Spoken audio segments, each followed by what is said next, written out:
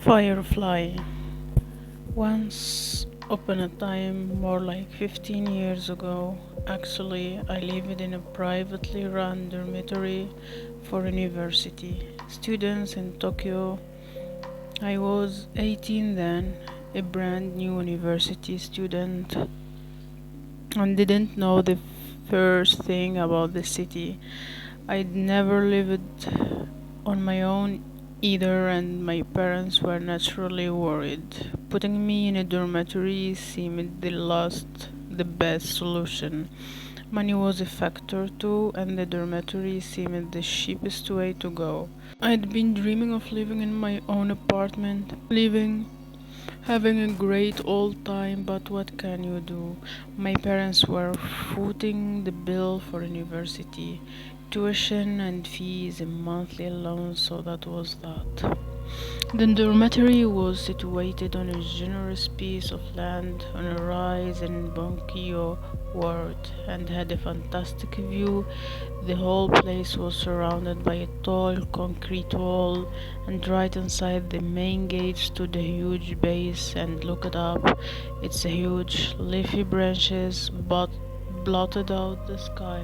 Concrete pavement detoured around the tree, then ran straight across the country yard. On either side of the country yard there were two concrete dormitory buildings 3 stories tall, lined up side by side. Huge buildings. From the open windows somebody's transistor radio was always blasting out some DJ's voice. The curtains in the room were all the same color, cream beige, the color that fades least in the sunlight. The two-story main building fronted the pavement. A dining hall and the communal paths were on the ground floor. A lecture theater, guest rooms, and meeting rooms on the first. Next to the main building was a third dormitory building, also stories.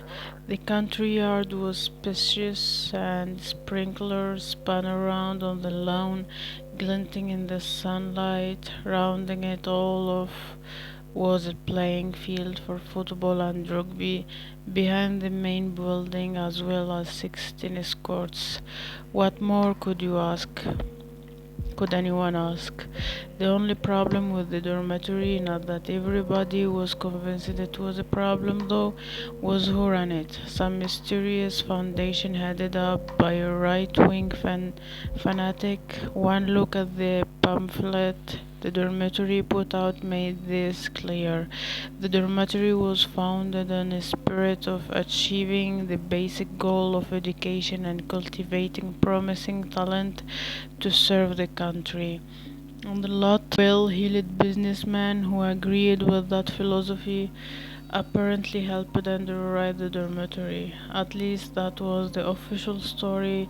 What lay beneath the surface was, like many things there, anybody's guess. Rumor had it the whole place was a tax squeeze or some sort of land fraud scheme. Not that this made a bit of difference to the day-to-day life at the dormitory. On a practical level, I guess I didn't matter. It didn't matter who ran it. Right-wingers, left-wingers, hypocrites, scoundrels, what have you. Whatever the real story was, from the spring of 1967 to the autumn of 68, I called this dormitory home. Each day at the dormitory began with a solemn flag-raising ceremony.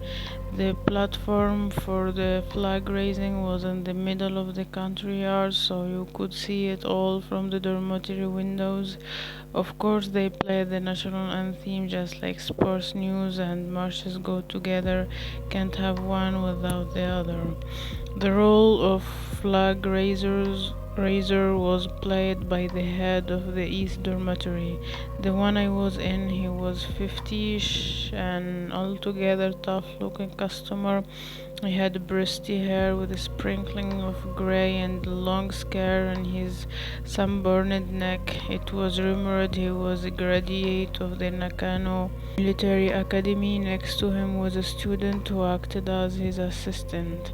The fellow was basically a mystery. He had close cropped hair and always wore a college uniform. Nobody had any idea what his name was or which room he lived in. I'd never run across him in the dining hall or the communal baths. I wasn't even sure he was a student, but since he wore the uniform, what else could he have been? Unlike academy men, he was short, chubby, and pasty looking.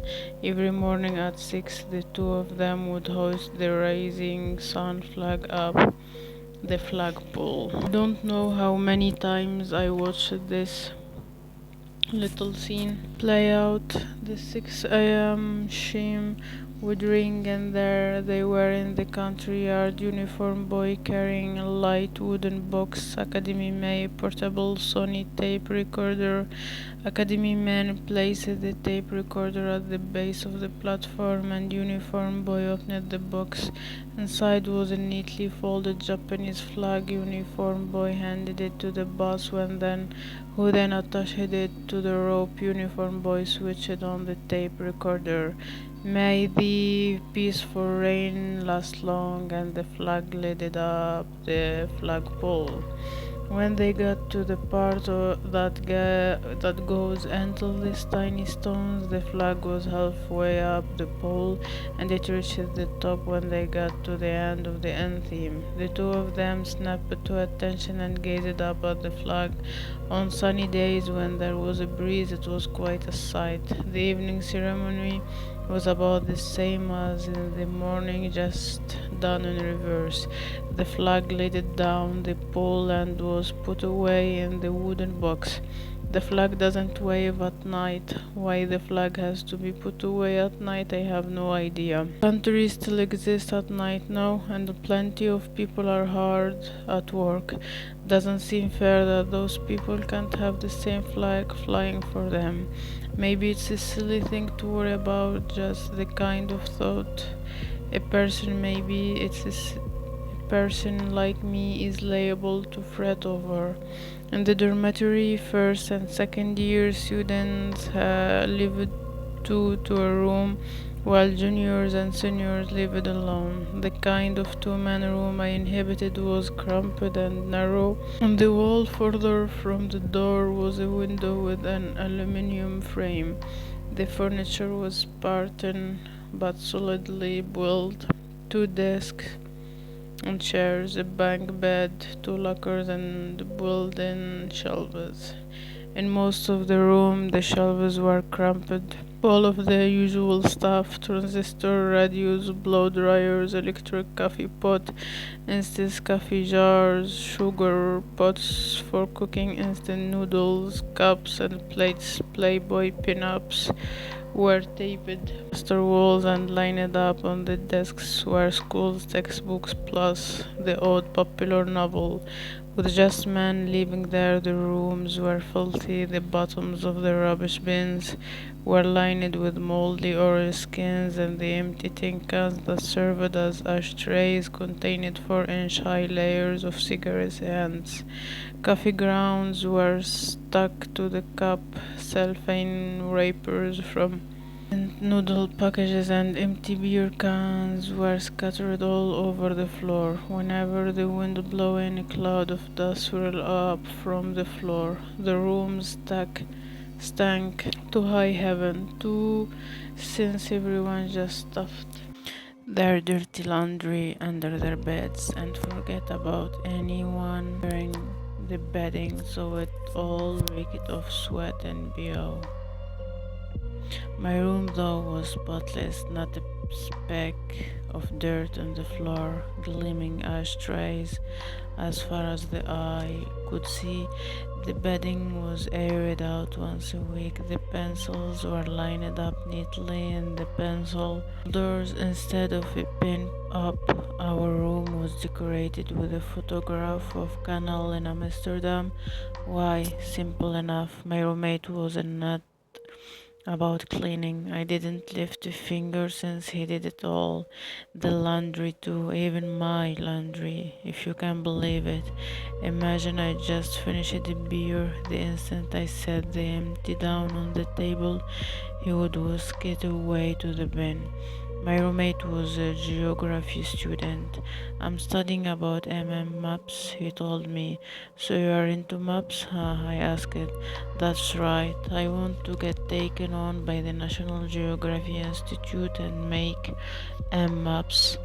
To teach his own, I reckoned up. Till then, I had never given a thought to what kind of people want to make maps. And why in the world I would. You have to admit, though, that it's a little weird to someone who wanted to work in the Geography Institute to stutter every time he said the word map. He stuttered only part of the time, sometimes not at all, but when the word map came up, so did the stutterings. What's your subject? He asked me. Drama, I replied. Drama? You mean you put on plays? No, I don't act in plays. I study the scripts, Racine, Inosiko, Shakespeare, guys like that. I've heard of Shakespeare, but not these others, he said. Actually, I didn't know much about them myself. I was just parroting the course description. Anyhow, you like that kind of thing, right? He asked. Not particularly. That threw him for a loop. When he got flustered, he stuttered worse than usual. I left. I felt I had done something awful. Any subject's fine with me, I hurriedly explained it, trying to calm him down. Indian philosophy, Oriental history, wherever. I just ended up choosing drama, that's all. I don't get it, he insisted, still upset. In my case, I like maps, so I'm learning how to make them. That's why I came all the way to the Tokyo to go to college to and had my parents foot the bill. But you, I don't get it. His explanation made more sense than mine. Not worth the effort, I thought, and gave up trying to explain my side of the story. We drew lots to see who would get the top and bottom banks. I got the top. He was tall, with close cropped hair and prominent cheekbones. He always wore a white shirt and black trousers when he went to lecture. Invariably wore the college uniform with black shoes, carrying a black briefcase. A perfect right-wing student by the look of it, and certainly the other guys in the dormitory had him marked down as such. In point of fact, the follow and zero interest in politics. He just thought it was too much trouble to pick out clothes to wear. The only things that could pique his interest were changes in the shoreline, newly completed tunnels, things like that. Once he got started on those topics, he would go on, stuttering all the while for a good hour, even two, until you screamed for mercy or fell asleep. Every morning he was up at 6 on the dot, the national anthem, his alarm clock, so I suppose the flag raising was at a complete waste. He dressed and went to wash, taking an incredibly long time to finish. Made me wonder sometimes if he wasn't taking each tooth out and brushing them individually. Back in the room, he smoothed out his towel, hung it on a hanger, and put his toothbrush and soap back on the shelf. Then he would switch on the radio and start exercising to the morning exercise program. I was pretty much a night owl and a heavy sleeper, so when he started his day, I was usually dead to the world. When he got to the part where he began to leap up and down, I would spring out of bed. Every time he jumped up, and believe me, he jumped really high, my head would bounce 3 inches off the pillow. Try sleeping through that. I am really sorry, I said on the fourth day of this, but I wonder if you could do your exercise on the roof or something. It wakes me up. Impossible, he replied. If I do it there, the people on the second floor will complain. This is the ground floor, so there isn't anyone below us. Well, how about doing it in the courtyard? No way, I don't have a transistor radio, so I wouldn't be able to hear the music. You can't expect me to do my exercises without music. His radio was the kind you had to plug in. I could have lent him my transistor, but it only picked up FM stations. Well, could you at least turn the music down and stop jumping? The whole room shakes. I don't want to complain or anything, but jumping? He seems surprised. What do you mean, jumping? You know, that part where you bounce up and down? What are you talking about? I could feel a headache coming on. Go ahead, suit yourself, I thought, but since I had brought it up, I couldn't very well back down, so I started to sing the melody of the NAHK radio exercise program, jumping up and down in the time to the music. See, this part isn't that part of your routine? Yeah, I guess so. I hadn't noticed it, so I said, any chance you could skip that bit? The rest I can put up with, sorry. He said, brushing the suggestions aside. I can't leave out one part of it. I've been doing this for 10 years. Once I start, I do it without thinking. If I leave out one part, I wouldn't be able to do any of it. Then how about stopping the whole thing? Who do you think you are bossing me around like that? Come on, I'm not bossing you around. I just want to sleep till 8. If 8's out of the question, I still would like to wake up like a normal person. You make me feel as if I'm waking up in the middle of a eating contest or something. You get my drift? Yeah, I get your drift, he said. So what do you think we should do about it? Hey, I've got it. Why don't we get up and exercise together? I gave up and went back to sleep. After continued his morning exercises, never missing a single day. She laughed when I told her about my roommate's morning exercises. I hadn't intended it to be funny, but I ended up laughing myself. Her laughter lasted just an instant and made me realize it had been a long time since I had seen her smile. It was a Sunday afternoon in May. We had got off the train at Yotsuya station and were walking along the bank beside the railway tracks in the direction of Ishigaya. The rain had stopped around noon and the southerly breeze had blown away the low hanging clouds. The leaves on the cherry trees were sharply etched against the sky and glinted as they shook in the breeze. The sunlight had an early summer kind of scent. Most of the people we passed had taken off their coats and sweaters and draped them over their shoulders. A young man on a tennis court, dressed only in a pair of shorts, was swinging his racket back and forth. The metal frame sparkled in the afternoon sun. Only two nuns on a bench were still bundled up in winter clothes.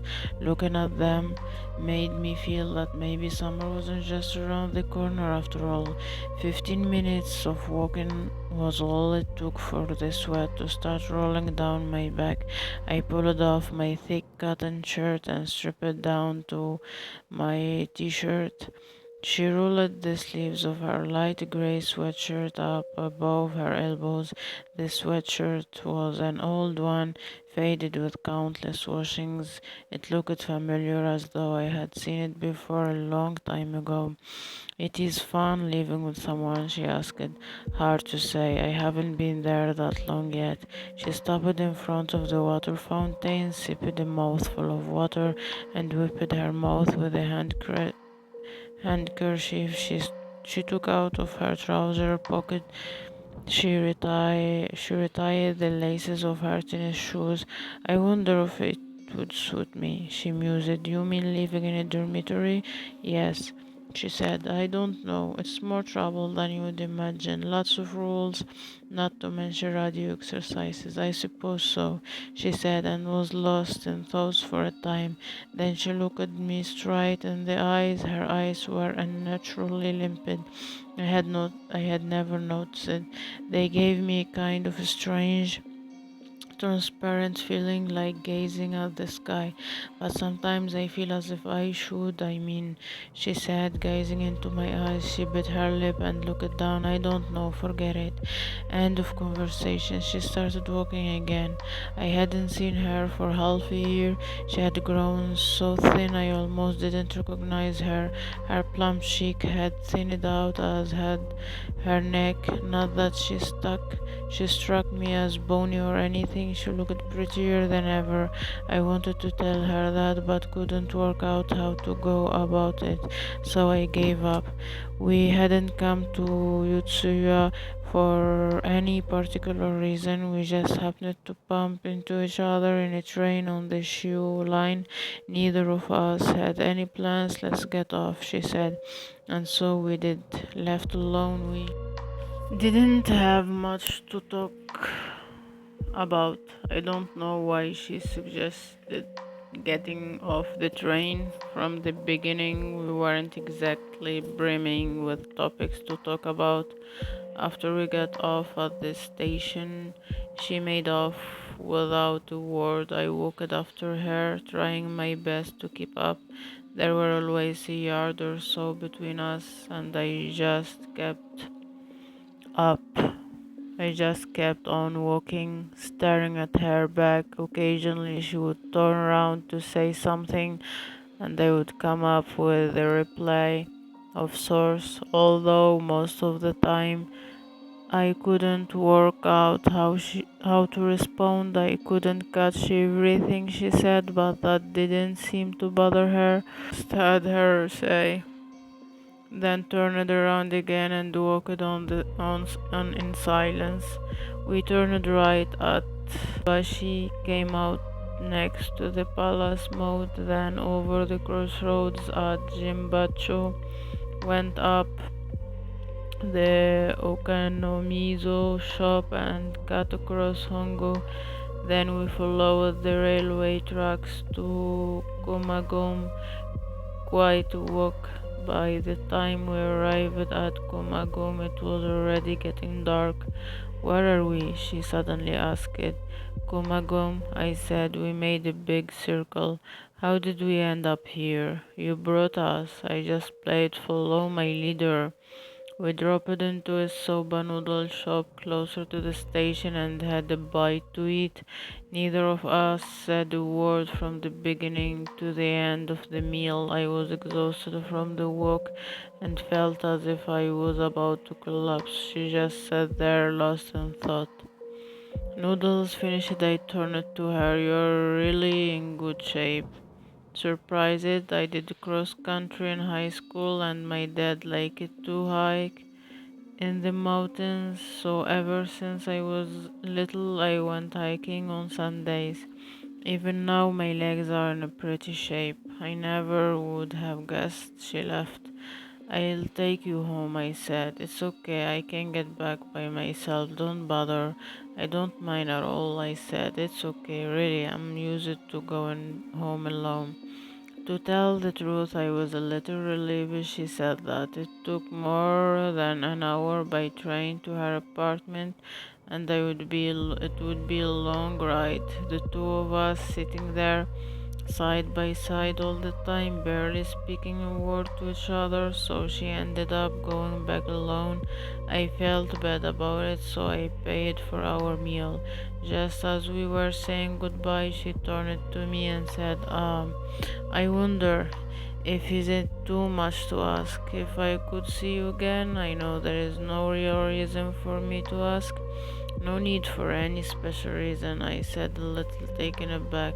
She blushed a little. She could probably feel how surprised I was. I can't really explain it well, she said. She rolled the sleeves of her sweatshirt up to her elbows, then rolled them down again. The electric lights bathed the fine down on her arms in a beautiful gold. Reasons the wrong word. I should have used another word. She rested both elbows on the table and closed her eyes as if searching for the right words, but the words didn't come. It's okay with me, I said. I don't know. These days I just can't seem to say what I mean, she said. I just can't. Every time I try to say something it misses the point. Either that or I end up saying the opposite of what I mean. The more I try to get it right, the more mixed up it gets. Sometimes I can't even remember what I was trying to say in the first place. It's as though my body is split in two and one of me is chasing the other me around the big pillar. We are running circles around it. The other me has the right words, but I can never catch her. She put her hands on the table and stared into my eyes. Do you know what I'm trying to say? Everybody has that kind of feeling sometimes, I said. You can't express yourself the way you want to and it annoys you. Obviously, this wasn't what she wanted to hear. No, that isn't what I mean, she said, but stop there. I don't mind seeing you again, I said. I have a lot of free time. It would surely be a lot healthier to go on walks than lay around all day. We parted at the station. I said goodbye. She said goodbye. The first time I met her, the hair was in the spring of my second year in high school. We were the same age and she was attending a well-known Christian school. One of my best friends, who happened to be her boyfriend, introduced us. They had known each other since junior school and lived just half a street apart. Like many couples who have known each other since they were young, they didn't have any particular desire to be alone. They were always visiting each other's home and having dinner with one of their families. We went on a lot of double dates, but I never seemed to get anywhere with girls, so we usually ended up a trio, which was fine by me. We each had our parts to play. I played the guest, he the able host and pleasant assistant and leading lady. My friend made a great host. He might have seemed a bit standoffish at times, but occasionally he was a kind person who treated everyone equally. He used to tease the two of us, her and me, with the same old jokes over and over. If one of us fell silent, he would restart the conversation, trying to draw us out. His antenna instantly picked up the mood we were in, and the right words just flowed out. And added to that another talent. He could make the world's most boring person sound fascinating. Whenever I talked with him, I felt that way, as if my humdrum life was one big adventure. The minute he stepped out of the room, though, she and I clammed up. We had nothing at all in common and no idea what to talk about. We just sat there toying with the ashtray, sipping water, waiting impatiently for him to return. As soon as he was back, the conversation picked up where it had left off. I saw her again just once, 3 months after his funeral. There was something we had to discuss, so we met in a coffee shop, but as soon as that was concluded, we had nothing more to say. I started to say something a couple of times, but the conversation just petered out. She sounded upset, as if she was angry with me, but I couldn't work out why. We said goodbye. Maybe she was angry because the last person to see him alive was me, not her. I shouldn't say this, I know, but I can't help it. I wish I could have swapped places with her, but it can't be helped. Once something happens, that's all. She wrote, you can never change things back to the way they were. The afternoon in May after school was strictly speaking finished yet, but we had skipped out. He and I stopped inside the pool that hall and played 4 games. I won the first one, he took the last 3. As we had agreed, the loser paid for the games. That night he died in his garage. He stuck a rubber hose in the exhaust pipe of his N360, got inside, sealed up the window with tape, and started the engine. I have no idea how long it took him to die. When his parents got home from visiting a sick friend, he was already dead. The car radio was still on. A receipt from a petrol station still stuck under the whipper. He didn't leave any note or clue to his motives. I was the last person to see him alive, so the police called me in for questioning. He didn't act any different from usual. I told them, seemed the same as always. People who are going to kill themselves don't usually win 3 games of a pool in a row, do they? The police thought both of us were a little suspect, the kind of student who skips out of school classes to hang out in a pool hall might be the kind of commit suicide. They seemed to be thinking. There was a short report of his death in the paper, and that was that. His parents got rid of the car, and for a few days there were white flowers on his desk at school. When I left school and went to Tokyo, there was only one thing I felt I had to do: try not to think too much. I willed myself to forget all of it. The green felt covered pool tables, his red car, the white flowers on the desk, the smoke rising from the tall chimney of the Crematorium, the shanky paperweight in the police interrogation room, everything. At first it seemed as though I could forget, but something remained inside me, like the air, and I couldn't grasp it. As time passed, though, the air formed itself into a simple, clear shape, into words, and the words were these: death is not the opposite of life, but a part of it. Say it aloud and it sounds trivial, just plain common sense, but at the time it didn't hit me as words. It was more like air filling my body. Death was in everything around me, inside the paperweight, inside the 4 balls on the pool table. As we live, we breathe death into our lungs like fine particles of dust. Up till then, he had always thought death existed apart in a separate realm. Oh yes, I knew death is inevitable, but you can just as easily turn that around and say that until the day it comes, death has nothing to do with us. Here is life on this side, and over there is death. What could be more logical? After my friend died, though I couldn't think of death in such a naive way. Death is not the opposite of life. Death is already inside me. I couldn't shake off that thought. The death that took my 17 years old friend on that May evening grabbed me too in its clutches. That much I understood, but I didn't want to think about it too much, which was no easy task. I was still just 18, too young to find some safe, natural ground to stand on. After that, I dated her, maybe twice a month, I guess you could call it dating. Can't think of any better word for it. She was going to a women's university just outside Tokyo, a small college, but with a pretty good reputation.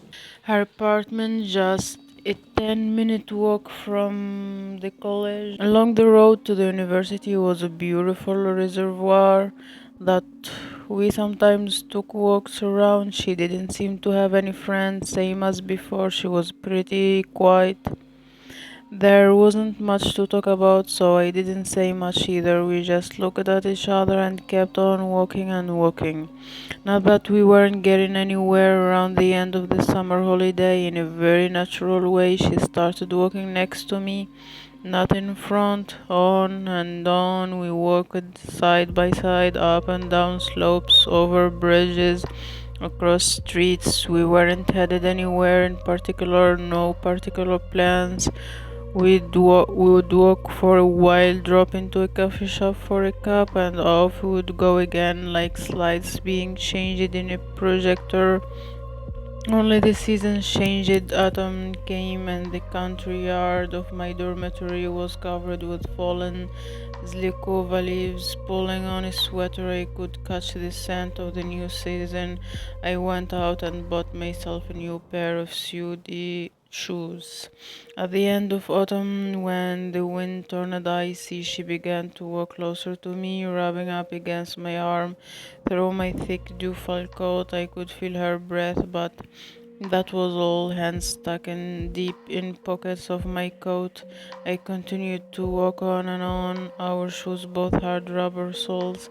Our footsteps were noiseless. Only when we crunched over the trampled down Sika or leaves did we make a sound. It wasn't my arm she wanted, but someone else's. Not my warmth, but the warmth of another. At least that's how it felt at the time.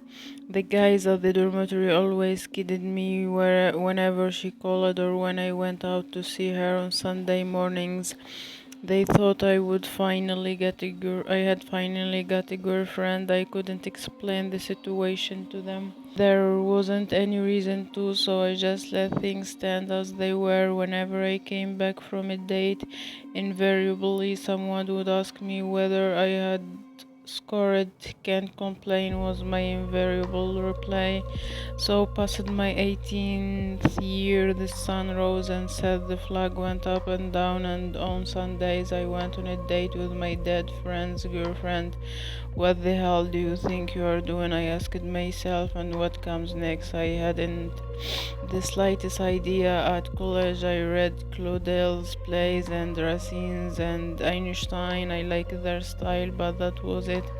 I made hardly any friends at college or at the dormitory. I was always reading, so people thought I wanted to be a writer, but I didn't. I didn't want to be anything. I tried many times to tell her about these feelings she, of all people, should understand, but I could never explain how I felt. It was just as she said. Every time I struggled to find the right words, they slipped from my grasp and sank into the murky depths. On Saturday evenings, I sat in the lobby of the dormitory where the phones were, waiting for her to call. Sometimes she wouldn't call for 3 weeks at a stretch, other times 2 weeks in a row, so I sat on a chair in the lobby waiting. On Sunday evenings, most of the other students went out and silence descended on the dormitory, gazing at the particles of light in the still space. I struggled to grasp my own feelings. Everyone is looking for something from someone, that much I was sure of. But what comes next, I had no idea. A hazy wall of air rose up before me just out of reach. During the winter, I had a part time job at a small record store in Shinjuku.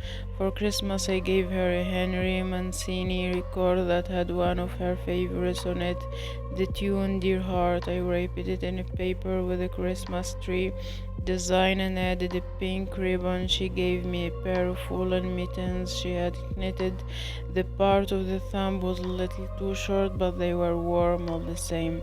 She didn't go home for New Year's, and the two of us had a dinner over New Year's at her apartment. A lot of things happened that winter. At the end of January, my roommate was in bed for 2 days with a temperature of nearly 104, thanks to which I had to call off a date with her. I couldn't just go out and leave him. He sounded as though he was going to die at any moment, at any minute.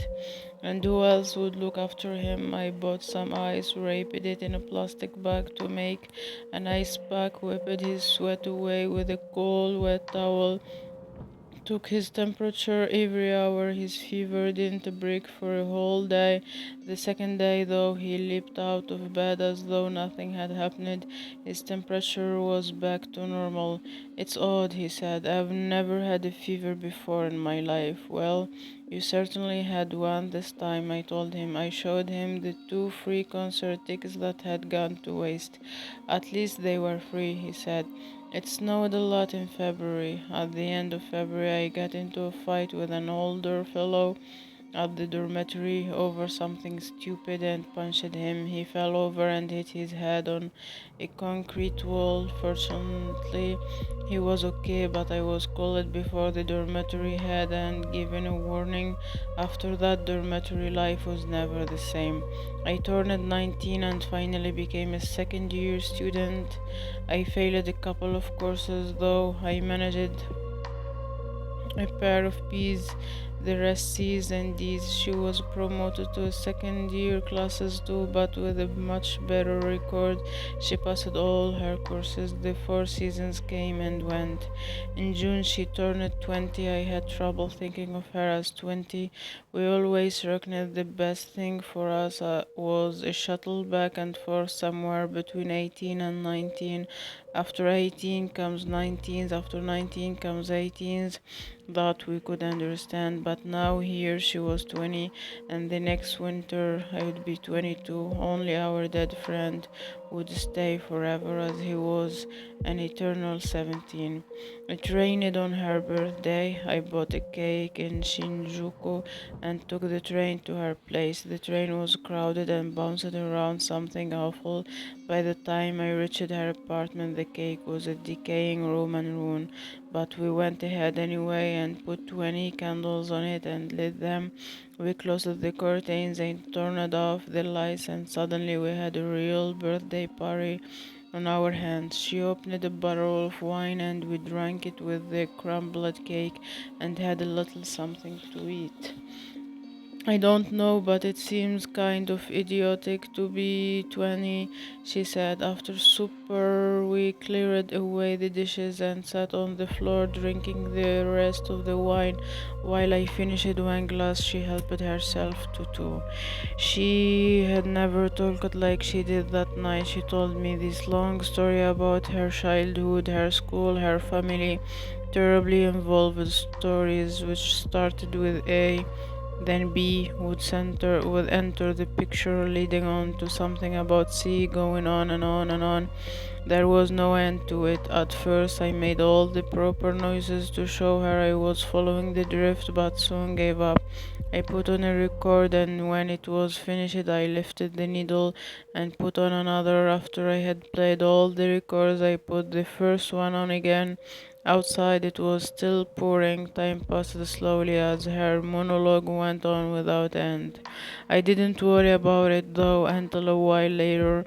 Suddenly I realized that it was 11 p.m. and she had been talking non-stop for 4 hours. If I didn't get a move on, I would miss the last train home. I didn't know what to do. Should I just let her talk till she dropped it? Should I break in and put a stop to it? After much hesitation, I decided to interrupt. 4 hours should be enough, you'd think. Well, I'd better get going, I said at last. Sorry I stayed so late. I'll see you again real soon, okay?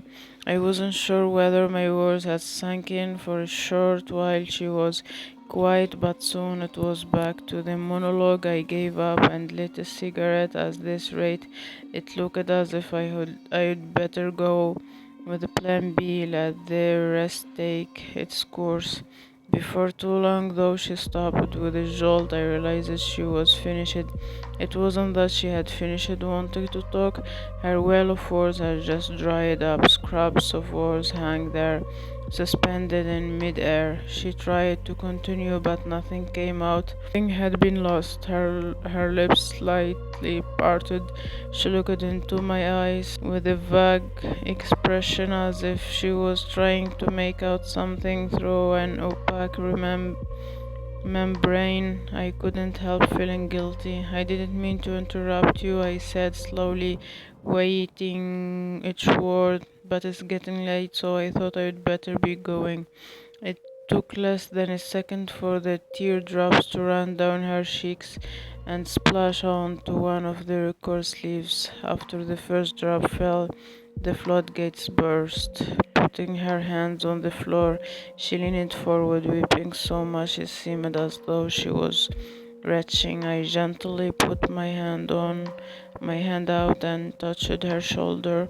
It took ever so slightly, almost without thinking. Without thinking, I drew her close to me, head buried in my chest. She sobbed quietly, darkening my shirt with her hot breath and tears. Her 10 fingers, in search of something, roamed over my back, cradling her in my left arm. I stroked the fine strands of her hair with my right. For a long while I waited in this pose for her to stop crying, but she didn't stop. That night we slept together. That may have been the best response to the situation, maybe not. I don't know what else I should have done. I hadn't slept with a girl for ages. It was her first time with a man. Stupid me, I asked her why she hadn't slept with him. Instead of answering, she pulled away from me, turned to face the opposite direction, and gazed at the rain outside. I stared at the ceiling and smoked a cigarette. In the morning, the rain had stopped. She was still facing away from me, asleep, or maybe she was awake all the time. I couldn't tell. Once again, she was enveloped by the same silence of a year before. I looked at her, fell back for a while, then gave up and climbed out of bed. Record sleeves lay scattered across the floor. Half a dilapidated cake graced the table. It felt as though time has skidded to a stop. On her desktop there was a dictionary and a chart of French verb conjugations. Calendar was taped to the wall in front of the desk, a pure white calendar without a mark or writing of any kind. I gathered up the clothes that had fallen on the floor beside the bed. The front of my shirt was still cold and damp from her tears. I put my face to it and breathed in the fragrance of her hair. I tore a sheet from the memo pad on her desk and left a note. Call me soon, I wrote. I left the room, closing the door. A week passed without a call. She didn't answer her phone, so I wrote her a long letter. I tried to tell her my feelings as honestly as I knew how. There is a lot going on I don't have a clue about. I wrote, I'll try my best, try my damnedest to work it all out, but you have got to understand that those things take time. I have no idea where I'm headed. All I know for sure is I don't want to get hung up thinking too deeply about things. The world's too precarious a place for that. Start me mulling over ideas and I'll end up forcing people to do things they hate. I couldn't stand that. I want to see you again very much, but I don't know if that's the right thing to do. That's the kind of letter I wrote. I got a reply at the beginning of July, a short letter For the time being, I have decided to take a year off from college. I say for the time being, but I doubt if I'll go back. Taking a leave of absence is just a formality. Tomorrow I'll be moving out of my apartment. I know this will seem pretty abrupt to you, but I have been thinking it over for a long time. I wanted to ask your advice many times. I almost did, but for some reason I couldn't. I suppose I was afraid to talk about it. Please don't worry about everything that's happened, no matter what happened or didn't happen. This is where we end up. I know this might hurt you, and I'm sorry if it does. What I want to say is I don't want you to blame yourself or anyone else over me. This is really something I have to handle on my own. This past year I've been putting it off, and I know you have suffered because of me. Perhaps that's all behind us now. There is a nice sanatorium in the mountains near Kyoto, and I've decided to stay there for a while. It's less a hospital than a place where you are free to do what you want. I'll write to you again someday and tell you more about it. Right now, I just can't seem to get the words down. This is the 10th time I've rewritten this letter. I can't find the words to tell you how grateful I am to you for being with me this past year. Please believe me when I say this. I can't say anything more than that. I'll always treasure the record you gave me someday, somewhere in this precarious world. If we meet again, I hope I'll be able to tell you much more than I can right now. Goodbye. I must have read her letter over a couple of hundred times at least, and every time I was gripped by a terrible sadness, the same kind of disconcerting sadness I felt when she gazed deep into eyes. I couldn't shake off the feeling.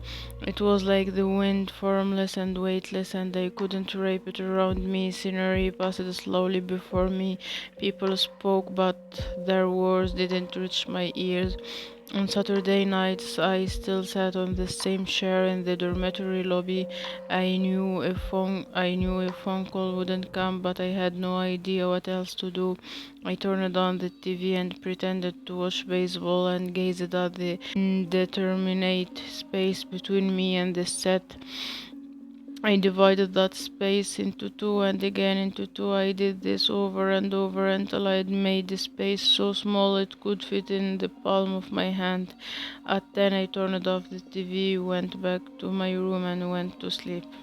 At the end of that month, my roommate gave me a Firefly in an instant coffee jar. Inside were blades of grass and some water. I had punched few tiny air holes in the lid. It was still light out, so the Firefly looked more like some black bug you would find at the beach. I peered into the jar, and sure enough, briefly a firefly it was. The firefly tried to climb up the slippery side of the glass jar, only to slip back down each time. It had been a long time since I had seen one up so close. I found it in the country yard, my roommate told me. A hotel down the street let a bunch of fireflies out as a publicity stunt, and it must have made its way over here. As he talked, he stuffed clothes and notebook inside a small suitcase. We were already several weeks into the summer holiday. I didn't want to go home, and he had to go out on some field work, so we were just about the only ones left in the dormitory. Field work done, though, he was ready to go home. Why don't you give it to a girl, he added. Girls like those things. Thanks, good idea, I said. After sundown, the dormitory was silent, the flag was gone, and lights went on in the windows of the cafeteria. There were only a few students left, so only half the lights were lit. The lights on the right were off. The ones on the left were on. You could catch a faint whiff of super screams too. I took the instant coffee jar with the firefly and went up to the roof. The place was deserted. A white shirt someone had forgotten to take in was pinned to the clothesline, swaying in the evening breeze like a cast-off skin. I climbed the rusty metal ladder in the corner of the roof to the top of the water tower. The cylindrical water tank was still warm from the heat it had absorbed during the day. I sat down in the cramped space, leaned against the railing, and looked down at the moon before me, just a day or two short of fall. On the right, I could see the streets of Shinjuku, on the left, Ikebukuro. The headlights of the cars were a brilliant stream of light flowing from one part of the city to another like a cloud hanging over the streets. The city was a mix of sounds, a soft low hum. The firefly glowed faintly in the bottom of the jar, but its light was too weak, the color too faint. The way I remembered it, fireflies were supposed to give off a crisp, bright light that cuts through the summer darkness. This firefly might be grown weak, might be dying. I reckoned, holding the jar by its mouth. I shook it a couple of times to see the firefly flow for a second and bump it against the glass, but its light was still dim. Maybe the problem wasn't with the light, but with my memory. Maybe Firefly's light wasn't that bright after all. Was I just imagining it was? Or maybe when I was child, the darkness that surrounded me was deeper. I couldn't remember. I couldn't even recall when I had last seen a firefly. What I could remember was the sound of water running in the night, an old brick sluice gate with a handle you could turn around to open or close it, a narrow stream with the plants covering the surface all around was pitch black, and hundreds of fireflies flew above the still water. A powdery clump of yellow light blazed above the stream and shone in the water. When was that anyway, and where was it? I had no idea. Everything was mixed up and confused. I closed my eyes and took a few deep breaths to calm myself. If I kept my eyes shut tight, at any moment anybody would be sucked into the summer darkness. It was the first time I had climbed the water tower after dark. The sound of the wind was clearer than it had ever been. The wind wasn't blowing hard, yet strangely left a clear-cut trace as it rushed by me, taking its time. Night slow enveloped the earth. The city lights might shine their brightest, but slowly, ever so slowly, night was winning out. I opened the lid of the jar, took out the firefly, and put it on the edge of the water tower that stuck out an inch or two. It seemed as if the firefly couldn't grasp where it was. After making one bumping circuit of a bolt, it stretched out one leg on top of a scabble loose paint. I tried to go to the right, but reaching a dead end, went back to the left slowly. It clambered on top of the bolt and crouched there for a time, motionless, more dead than alive. Leaning against the railing, I gazed at the firefly for a long time. The two of us sat there without moving, only the wind, like a stream, brushed past us in the dark. The countless leaves of the Zelukova wrestled, rubbing against each other. I waited forever. A long time later, the firefly took off, as if remembering something.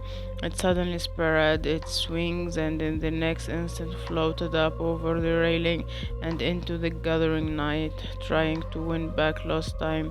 Perhaps it quickly traced an arc beside the water tower. It stopped for a moment, just long enough for its trail of light to blur, then flew off towards the east. Long after the firefly disappeared, the traces of its light remained within me. In the thick dark behind my closed eyes, that faint light, like some lost wandering spirit, continued to roam. Again and again I stretched my hand out toward the darkness, but my finger felt nothing. That tiny glow was always just out of reach.